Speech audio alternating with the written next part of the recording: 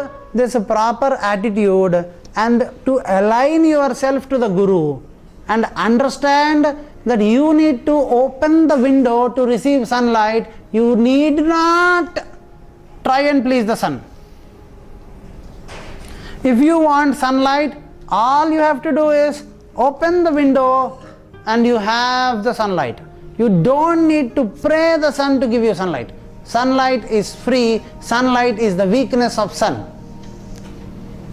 Technically, weakness of sun. Sun cannot stay without giving his sunlight. You understand? He can't stop it. It is his weakness.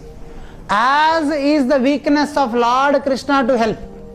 As is the weakness of Lord Krishna to help you, so is the weakness of Lord Surya to give you sunlight.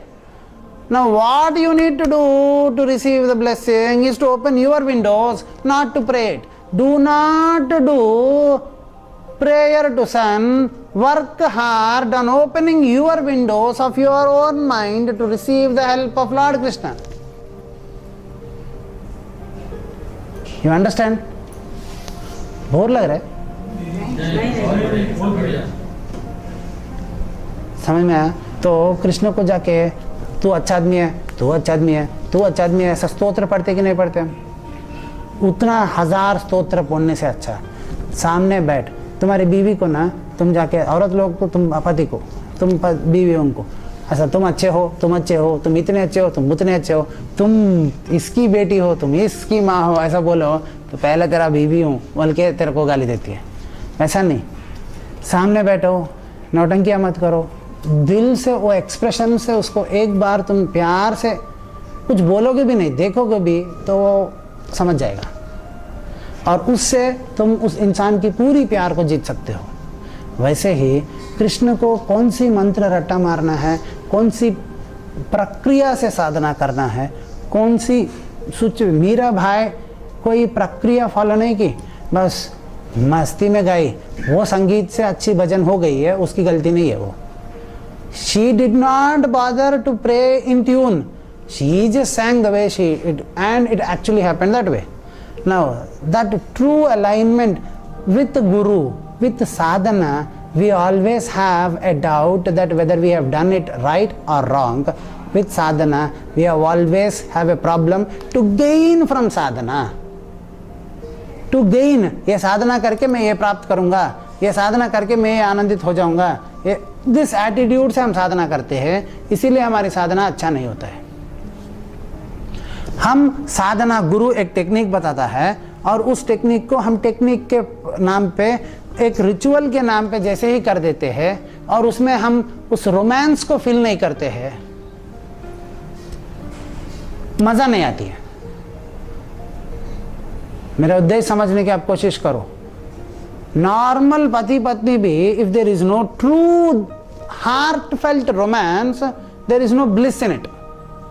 In the same fashion, in sadhana, learn the technique, make it your own by adding your own romance to it, the feel to it, love to it, experience to it, joy of, natural joy of doing it, and then just do it as an expression of your own evolution, but not do it as an expression to gain something. Sadhana is an expression of evolution, not an expression or an action of gaining something.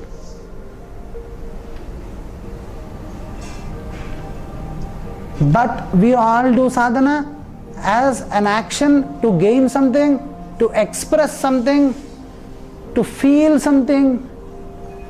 Krishna को, कृष्ण से feeling लेने की कोशिश करोगे तो तुम इतने ही पाओगे। कृष्ण को फीलिंग देने की कोशिश करोगे तुम अनंत अनंत, मैं मेजर नहीं कर सकता इतना इतना में। कृष्ण को फीलिंग ले गए, कृष्णा तुम्हारी प्यार दो मुझे, गुरुजी आप अपनी प्यार मुझे दो बोलोगे तो तुम्हारे को इतना प्यार महसूस हो जाएगी। गुरुजी आई लव यू फील दो, तुम्हारे को अनंत प्यार तेरे को नेचुरली, क्योंकि तू इतना भी करोगे उस फील देने के चक्कर में गुरु तेरे को सारा कुछ देगा, देगा ही देगा। समझ में आ रहा है शायद? उस एटीट्यूड, उस साधना अगर सफल होना है आपको जल्दी जल्दी, तो आपको उस एटीट्यूड को बदलना होगा। एटीट्यूड बिना बदले तुम कितने, कृष्ण दुर्योधन अपनी एटीट्यूड नहीं बदला तो कृष्ण जैसा महान गुरु भी कुछ नहीं कर पाया। धर्मराज अपना एटीट्यूड बदलने की कोशिश कर रहा था लेकिन सफल नहीं हो पा रहा था, कोशिश कर रहा था लेकिन अंत तक कृष्ण ने उसको साथ दिया और अंत में ऊपर पहुंचा दिया। अर्जुन अपने एटीट्यूड बदल नहीं पा रहा था लेकिन कृष्ण के ऊपर एटीट्यूड बदलने की इच्छा रखता था और कृष्ण के ऊपर उस भक्ति फील रहता था, इज्जत फील रहता था। अंत तक अर्जुन ने गीता सुना फिर भी गीता नहीं समझा और कृष्ण भगवान को ही उल्टा गाली दिया कि तेरे वजह से मैंने मेरी दादा दादी को मार दिया। फिर भी गीता तेरे लिए बताया 18 चैप्टर, मैं तेरे लिए 18 चैप्टर बताया कि मैं जो तुम्हारे अंदर है वही मारता है वही मरता है, तेरे को इतना प्यार से बताया फिर भी तू नहीं सुना रहे। बल्कि कृष्ण ने गुस्सा नहीं किया, अंत तक उसको साथ दिया। क्यों? उसको उसके पास रेस्पेक्ट थी। लेकिन दुर्योधन अपनी एटीट्यूड नहीं बदलने की कोशिश किया, फिर भी जरूरत पड़ने पे रिश्तेदारी जताना शुरू कर दिया। जब जब दुर्योधन को जरूरत था कृष्ण से तब तब रिश्तेदारी जताया कि नहीं जताया, लेकिन रेस्पेक्ट नहीं था, एट्यूनमेंट टू द कृष्णा नहीं था, अलाइनमेंट टू द कृष्णा नहीं था। आखिर में क्या हो गया? तो हम महाभारत से कुछ सीखने के लिए बनाया है या बस किताब की तरह पढ़ के छोड़ देने के लिए बनाया है? सीखने के लिए। तो हम साधक लोग उससे एग्जैक्टली सीख क्या रहे हैं? बस राम ने ऐसा कैसे, रामायण में राम ऐसा किया था, राम ऐसा किया था, राम अच्छा है। फिर महाभारत में कृष्ण ऐसा किया था, कृष्ण ऐसा किया था, कृष्ण अच्छा है।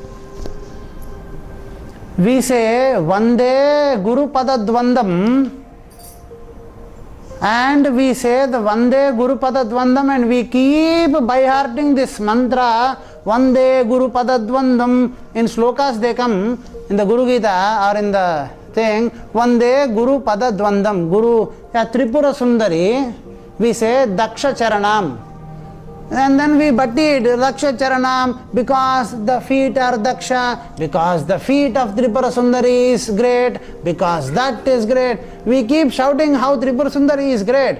We never understand how to open and receive the greatness first and realize the greatness is there within me. Yes or no? So I just need to have convincing myself. This method of Vande Guru Pada Dvandam or the Mata Tripura Sundari feet is the Daksha Charana. Why the greatest gurus used to say all this is to make you understand your own self-worth.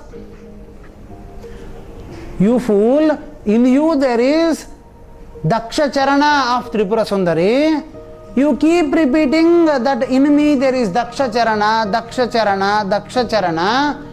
Then your self-worth is increasing. Once your self-worth is increasing, your mind increases its potency to a higher frequency to realize its own higher frequency. Once it realizes its own higher frequency, it is in a state of constant continuous bliss. But then we make all our gurus fail in teaching us and we use the technique that Vande Guru Pada Dvanda external, Daksha Pada Charana external. समझ में आ रहा है शायद? दक्ष पद चरणा मतलब talented feet of Tripura Sundari, talented feet of Tripura Sundari बोल के हम त्रिपुरा सुंदरी के आइडल को ज़्यादा करते हैं, या Tripura Sundari mental projected image को, मेंटल प्रोजेक्टेड पर्सनालिटी को का ज़्यादा करते हैं, या तुम्हारी आत्मा को ज़्यादा करते हो? आत्मा को कम। Mentally projected Tripura Sundari image, जो इमेज होती है उसको ज़्यादा करते हैं, और विग्रह को, विग्रह मतलब आइडल को ज़्यादा करते हैं। आइडल को करने वाले और कम, मेंटल प्रोजेक्टेड इमेज को करने वाले थोड़े बेहतर।